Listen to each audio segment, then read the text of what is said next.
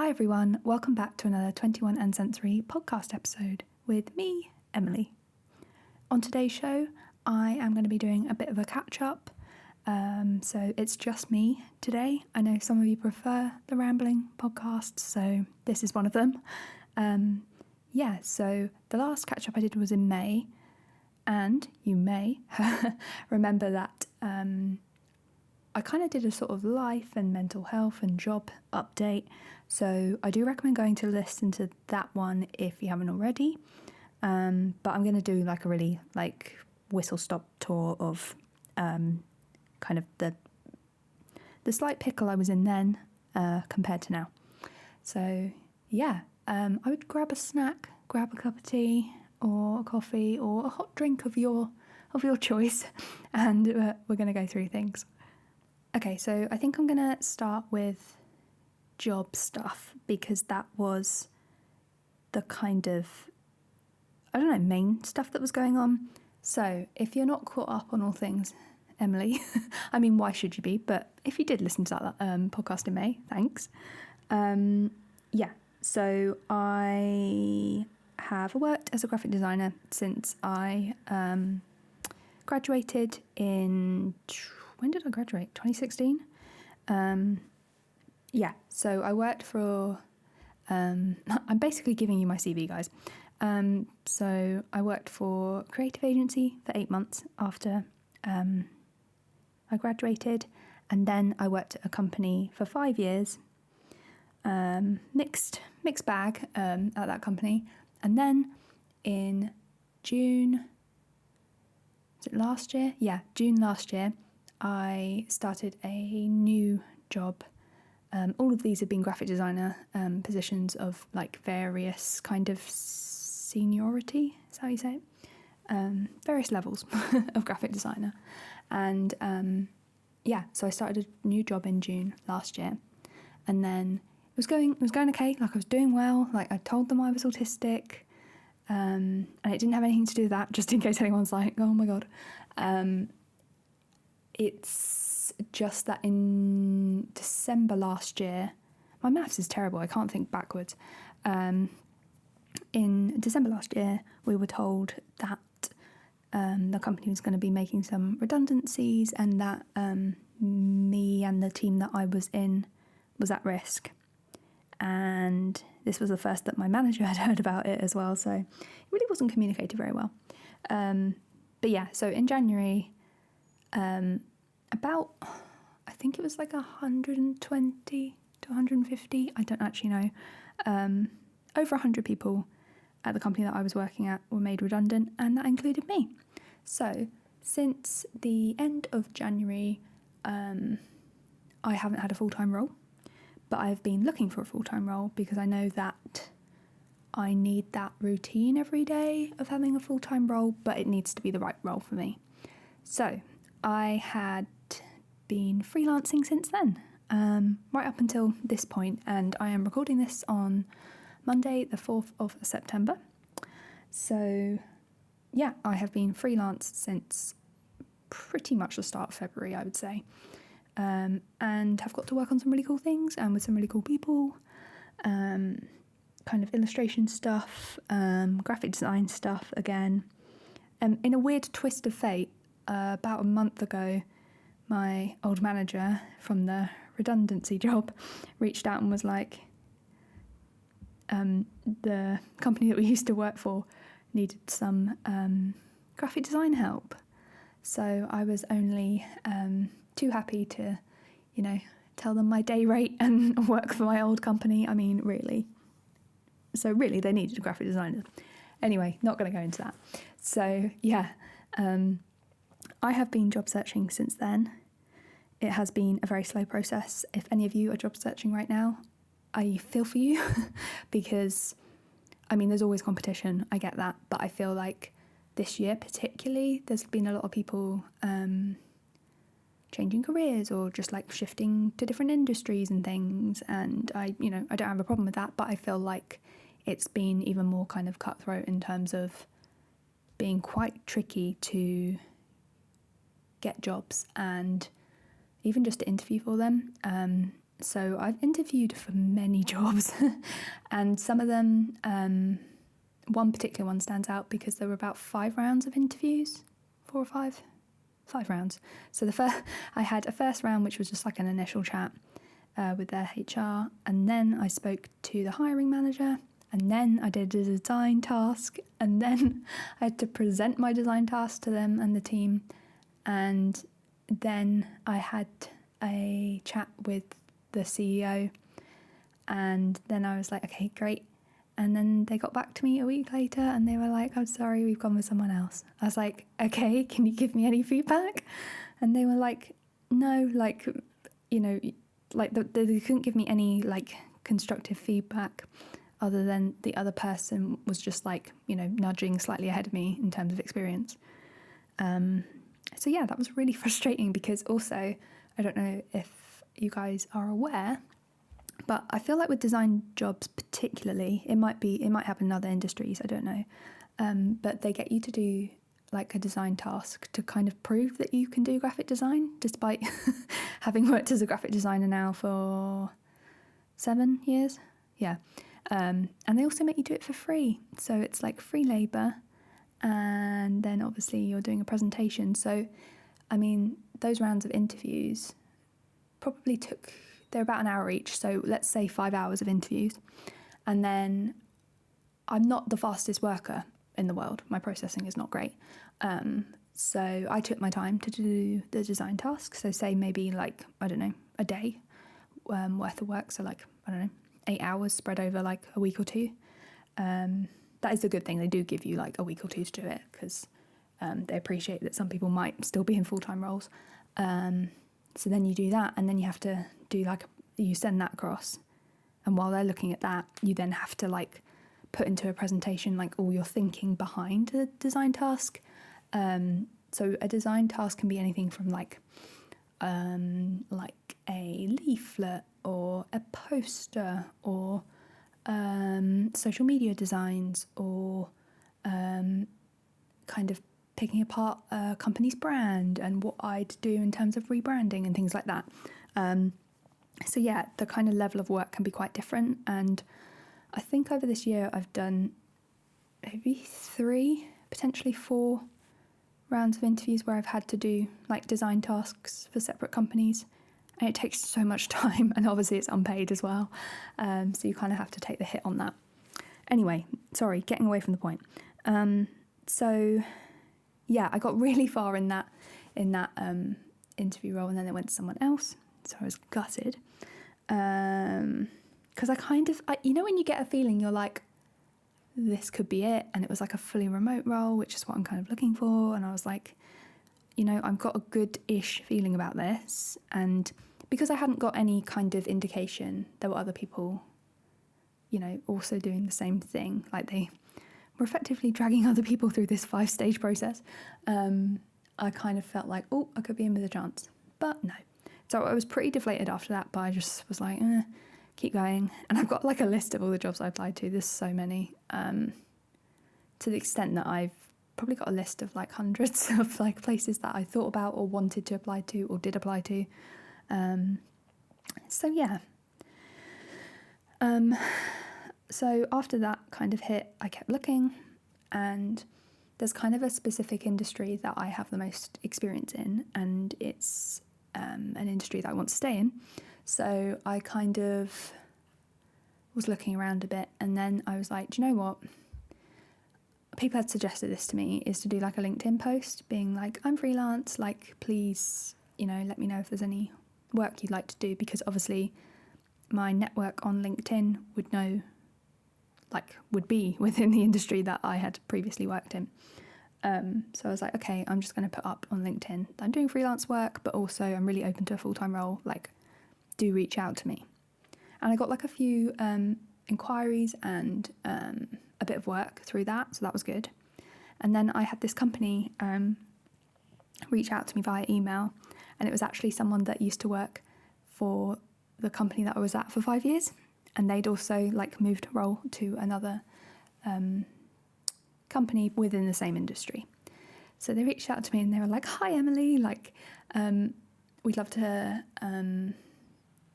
work with you like on like whatever basis, like maybe we could have a video chat about freelance work. And I was like, okay, amazing. Let's do that. So yeah, we had a video chat, and I like had my little notebook out because I was like, right, they're looking for freelance work. They probably know what they want. Like maybe there's a specific project they have in mind. So anyway, it was this an engineer and the CEO. So I chatted to them. Like I kind of know the engineer from the previous role, having kind of worked alongside her as a colleague. So it was nice to see her, and then nice to see their CEO as well. And he was like, we've seen your work because I had designed exhibition stands for this kind of industry. And he said that he'd actually like wanted to poach me at one point from that company. So that was nice. It's nice to be wanted. But like I would never have known this if I hadn't put this like out on LinkedIn. And he was like, what are you kind of looking for? And this was in July, I think, this year. So I'd been kind of freelancing for a while. So I explained like the situation that I was in, that, you know, I'd been made redundant, but, you know, happily like freelancing, but I really would like a full-time role. And he was like, okay, we might be able to do something about that. And I'm like, oh my God, this is amazing. He was like, maybe we could get you to come in, because they have a small office because it's a small company. And he was like, maybe we could have like a chat all together as a team. I was like, okay, great, no worries. And then, yeah, I think it was like a week or two later, I went in for a chat, and they were like, okay, I think we can do something about this and potentially give you a full-time role, because it sounds like they would really appreciate and benefit basically from having an in-house graphic designer, a bit like the last company I was at for 5 years. Like having someone in-house is a lot quicker and straightforward in comparison to having like an outside agency, like a creative agency or marketing agency, because I can do things quicker and hopefully understand the style and the branding, etc. So had a chat. And then I think they're quite busy over summer with like exhibitions and things like that, where they like go out and have exhibition stands in different countries and things. So I think it was like a couple of weeks, later, I just kind of checked in and was like, almost like, hi, do you still want me kind of thing? And they were like, yep, sorry, like, you know, we've just been like mega busy and we're working on like offer letter and contract. And then a few days later, I did get that through. So I did have to wait like quite a bit, but it was worth the wait. I am hopefully starting that role on the 13th of September, which is a Wednesday, which I know is a weird date to do, but a short week to start with I think is a good thing. So yeah, I have a job offer. So after doing many rounds of interviews, in a weird twist of fate, this company saw that I was doing freelance work and were like, oh, we'd actually wanted you at some point anyway, kind of thing. And I didn't have to prove myself. I didn't have to do my like usual design task thing, because they'd already seen my work out and about, and they'd already seen my website and stuff because I'd linked to it when I did that post on LinkedIn. So my work kind of spoke for itself, which is lovely. So, yay, I have a new job. It's exciting. I will still be doing like freelance stuff. I can't like work on freelance stuff for kind of competitors within that industry, but I'm like all good to still work on freelance like sensory and autism work. So I'm actually still working on a research project with Durham University, and it's kind of almost a kind of what would you call it, like it comes under the group of the Sensory Street project. So I'm working on that at the moment with Karen, who I've had on my podcast, who's lovely, and she is a assistant professor of neurodiversity at Durham University. So yeah, you can go back and listen to the podcast where I had Karen on. It was very interesting. And also, everybody, Karen is starting her own podcast called Neurospicy Podcast. And you should absolutely subscribe to that. But also, I'm going to be her first guest. So that'll be interesting. And she asked some really interesting questions, like not just like kind of, I don't know, like not like formal interview questions like I've kind of had on other podcasts. Like I don't have a problem with that, but very much talking about the origin of all things 21 and Sensory. So yeah, I will link to Karen's podcast down below. Yeah, hopefully you will go check that one out as well, because I think it'll be really interesting, especially from a kind of research and academic point of view as well. She's going to be having some interesting guests on. So yeah, go check that out. And yeah, the link is in the show notes. But yes, so that is a good bit of news, everybody, for 2023.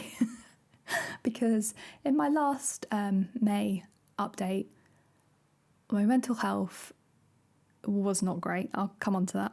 I didn't have a job, but I did have freelance work, luckily.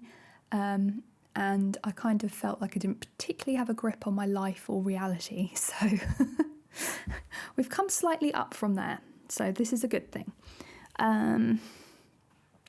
So I guess the next bit I can kind of update you guys on is kind of mental health stuff, because I've just mentioned it. So in May, in my update podcast, I explained that I was really struggling with dissociation. So specifically depersonalization, which means that I don't feel connected to my own kind of body and limbs and things. And also derealization, which is you don't feel connected to the kind of environment you're in, so the outer kind of world. So some people get like one or the other or both. Mine started with just like depersonalization. So it started with my hands not feeling like my own. I don't know if you heard my wrist click then. That's not good. Yeah. So yeah, I recommend going back to that podcast, because I kind of explain, I think, the journey that I had gone through with like kind of the NHS and trying to see if they could help me with it and stuff. So this kind of ramped up to like every day struggling with dissociation last October, and since then it's just been like constant. Yeah, so I've been really struggling with that. So just to kind of like put into context like how I feel and how it affects me briefly, because I've kind of already gone into this. So yeah, I don't feel connected to my kind of arms and legs, and I feel almost like I'm watching myself do things, like I feel separate from myself, which is really frustrating, especially as someone who's an illustrator. Like I don't feel particularly connected to my like the practice of drawing or writing, but I have managed to do some more drawing since May, when I had like completely stopped because I was really struggling with it. So I'm kind of pushing through it. Like I still get the feeling, but I am able to push through it more than I did in May. So I guess that's a good thing. I don't know if it's a good coping mechanism though, but I like drawing. Yeah, and then in terms of derealization, so that's kind of more depersonalization to do with me. And derealization, basically every time I leave my flat, I don't feel like I am real, and I don't feel like I'm outside or connected to the outside, which I know sounds ridiculous, and logically I know I'm outside, but I don't feel like I'm outside. Like I've tried to like go outside and sit in a park and try and like, you know, like touch the grass and feel like I'm there, but I just don't feel like the world is real. I feel like I'm almost in my own sort of bubble, and it's really frustrating. Yeah, I just kind of feel almost separate from reality, which is not very helpful. So it hasn't really changed since May, so that is frustrating, because obviously I now have a job offer. And I think listening back to myself in May, I mean, I almost make these podcasts so that I can put a timestamp on things and be like, oh, I felt like that, like listening back to my own podcast, which I genuinely did before recording this. Yeah, I think I was worried that if I did get a full-time job, that I would still feel the same way, and how would I manage? But I do find distraction is the only real mechanism that has helped me to not focus on the feeling. I think since not having a full-time role, I've just felt totally, I don't know, I haven't been distracted by a full-time role, so I guess I can focus on the feeling more. And with freelance stuff, like, you kind of have more intense busy periods and then more like kind of breaks in between working and things. Yeah, so it's very different to full-time work, I guess. So yeah, that's kind of frustrating. I'd like to be able to be like, it's gone, everyone. But one good thing related to it is, well, it is good, but it was initially bad. So as we all know, the NHS is very overstretched, especially in terms of mental health services. And I was told, I can't remember, I think I must have said it in the last May update, that basically I couldn't be helped until I had an assessment, and then after the assessment I couldn't be helped for like weeks and weeks.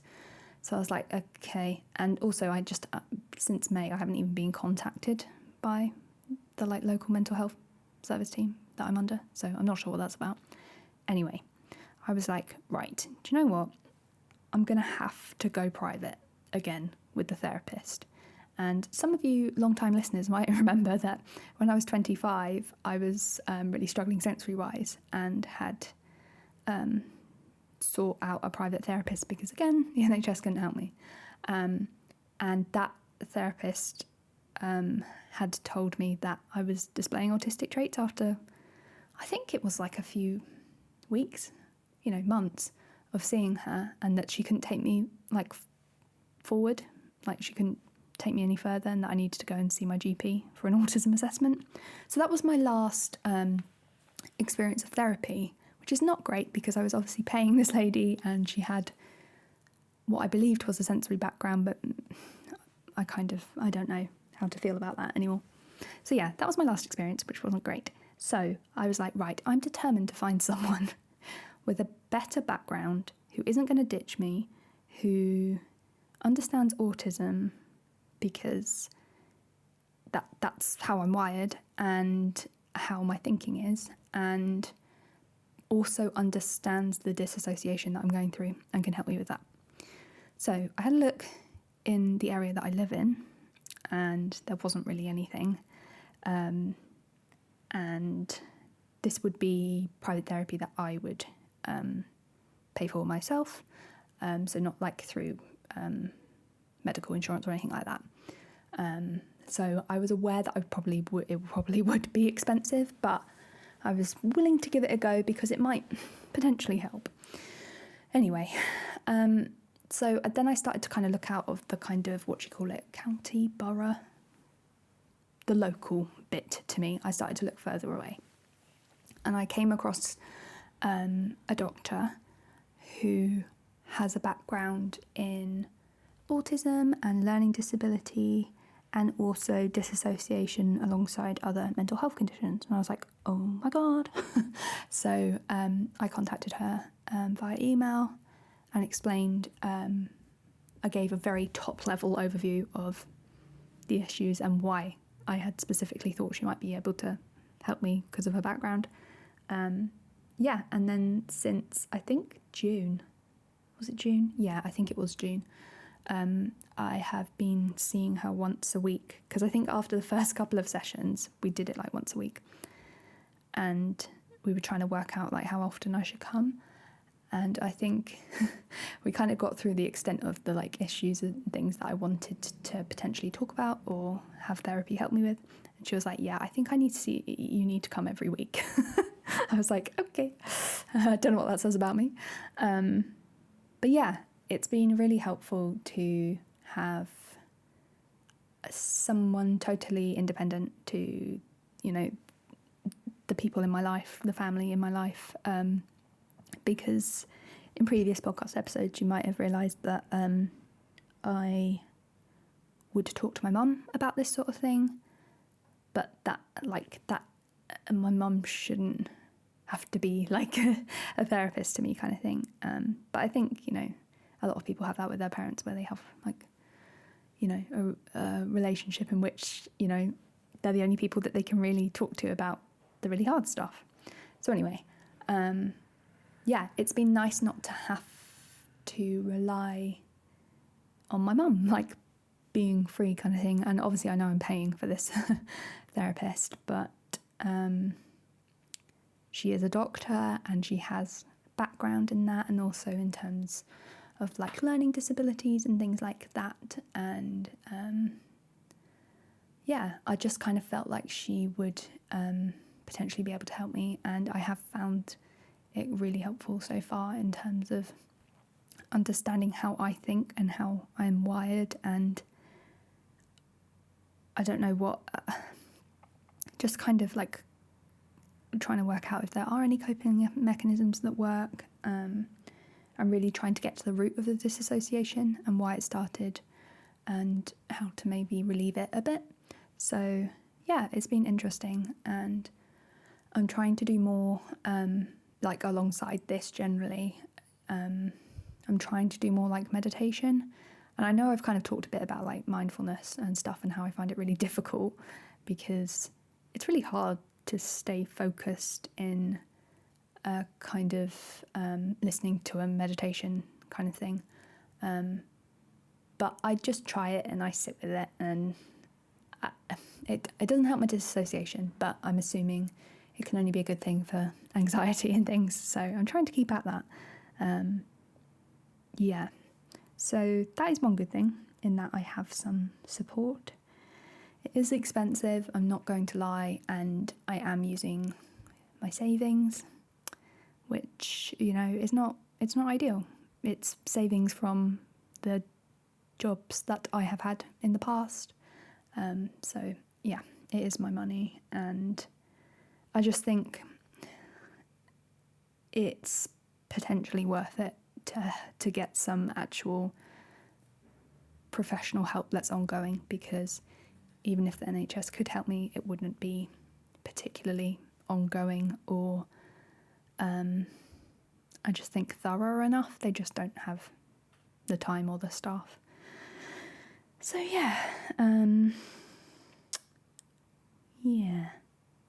what else? Trying to think. There's been a kind of like tricky kind of period around the middle of the year where my family, unfortunately, we had to go to 2 funerals because a family member and another close family member passed away. So we had to go to 2 funerals relatively close together in June.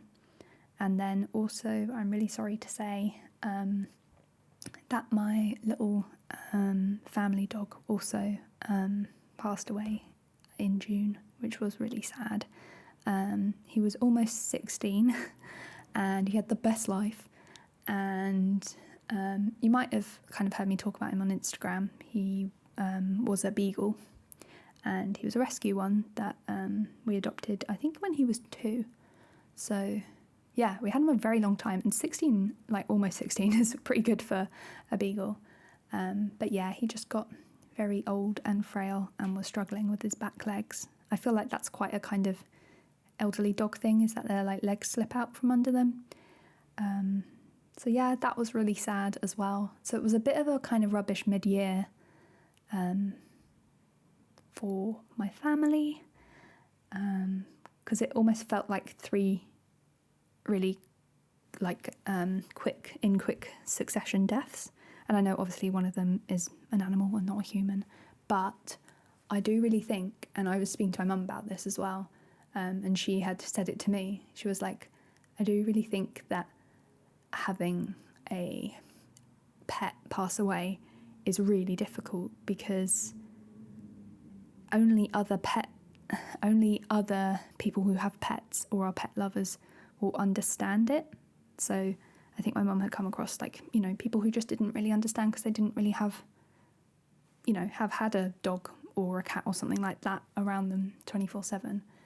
And she found some people really got it and were really sympathetic, because to go from having a dog around your feet 24/7, or, you know, any other animal around your feet 24/7, to then not having their presence is really difficult.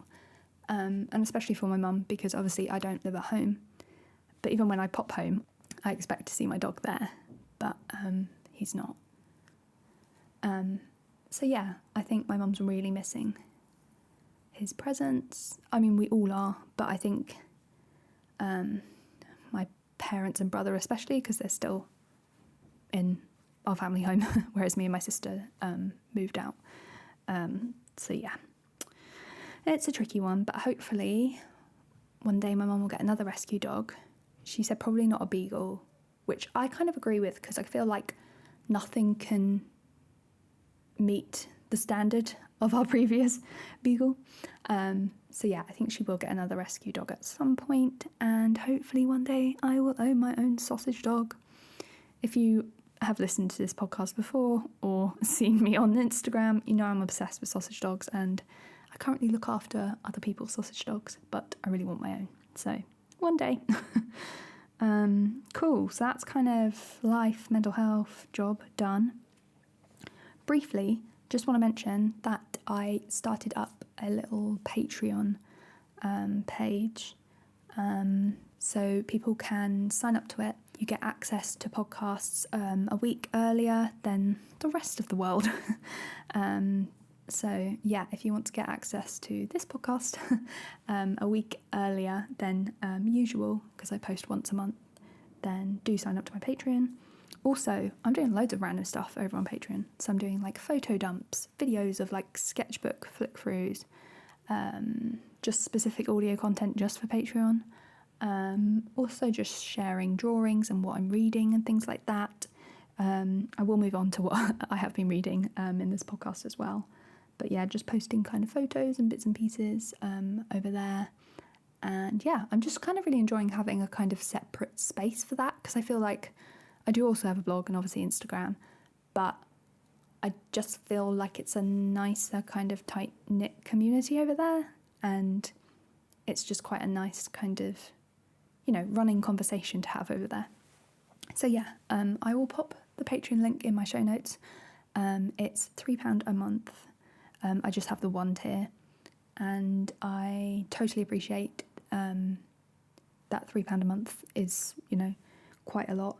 And I don't expect people to sign up, just your support by listening to this podcast, and also, you know, liking my stuff online on all the socials is more than enough. So please don't feel like you have to. Yeah. Okay, books. So I am sat in front of my computer and I have my Goodreads up. Big Goodreads fan, even though it's terribly slow. But I do like it for tracking stuff. Right, let me double check that I don't want to stop my recording and have this up at the same time.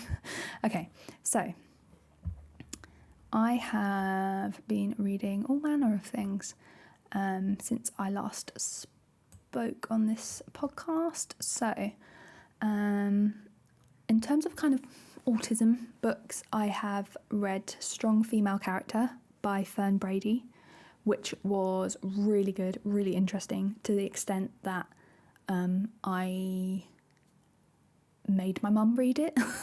I was like, you have to read this book, like so much that Fern's talking about like resonates with me or is me. Yeah, so I borrowed it from my local library, and then I actually like took it home to my mum. She was like, okay, I'll read it quickly before you need to like what do you do? Return it. Don't know why I couldn't think of the word return then. Yeah, so that was really good. I honestly really recommend reading it. It was really insightful, and the sheer amount of stuff that Fern has been through in her life and is still out there thriving as a comedian, like, just shows how resilient she is. And yeah, I love her creativity and her way of thinking. So I do recommend it. I think it is coming out in paperback, or it might just be out in paperback. but it was only out in hardback when I read it. So yeah, that's why I got it from my library. I also recently read The Cassandra Complex by Holly Smale, and you might have potentially heard the podcast episode that I did with Holly, so do go back to that if you also love Holly's work. It's about a character called Cassie, and it kind of centres around her and her relationships with basically her boyfriend, but also her colleagues at work and the world around her, really. And yeah, she isn't aware particularly of some of the struggles that she's facing. I'm not going to spoil it, but I'd be interested to see what other people think, because I know so many people love Holly's books, the Geek Girl books. Yeah, so I'd be interested to see what you think of this style of book compared to those. And yeah, other than that, I've kind of been reading a real mix of stuff. So like books on law. So I've been reading a couple of books by the secret barrister. So that's like the name, pseudonym or whatever you call it, and the name that this person goes under, so that they don't reveal their name as a barrister, I guess, which makes sense. But I've read Fake Law, The Truth About Justice in an Age of Lies, and also I read the second book by this person, which is called Nothing But the Truth, The Memoir of an Unlikely Lawyer.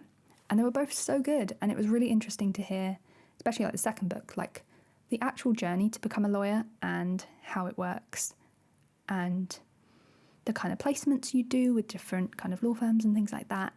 So yeah, it was really interesting. And just how the courts operate in the UK are just, some of it is really wild. So I hugely recommend listening to that.